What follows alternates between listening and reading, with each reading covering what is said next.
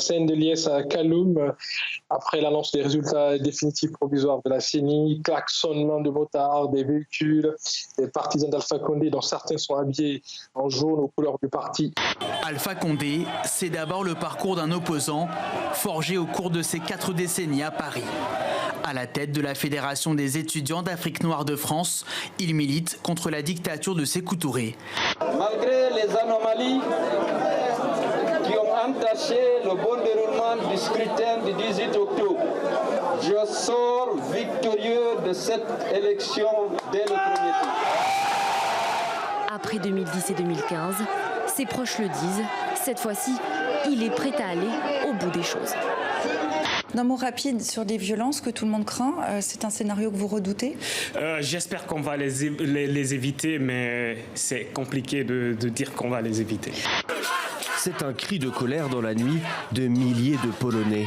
Le droit à l'avortement était déjà très restrictif dans le pays. Il est maintenant, sauf cas exceptionnel, interdit. La Suisse fait malheureusement partie des pays les plus touchés actuellement en Europe. Certaines de ces régions, comme le Valais ou Genève, certains de ces cantons, sont même parmi le top 15, le top 20 des régions européennes les plus touchées. Depuis le début de la pandémie, en mars, j'avais peur que ma grand-mère tombe malade et surtout qu'elle se retrouve seule à l'hôpital. J'ai toujours pensé que la solitude la tuerait avant le virus. Sous la surveillance d'Olga, sa soignante, et sa chienne Luna à ses côtés, Florentina vainc la maladie sans bouger de chez elle.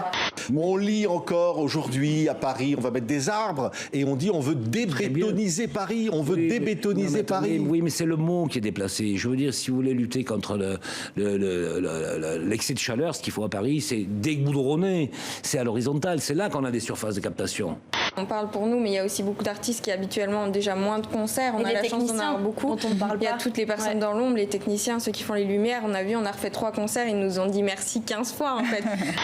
La ferveur des spectatrices et spectateurs dont on a parlé tout à l'heure, elle démontre qu'il y a un vrai besoin de cette rencontre et qui est au cœur des enjeux du vivre ensemble. Et ce vivre ensemble, il se fait aussi avec les artistes des autres pays.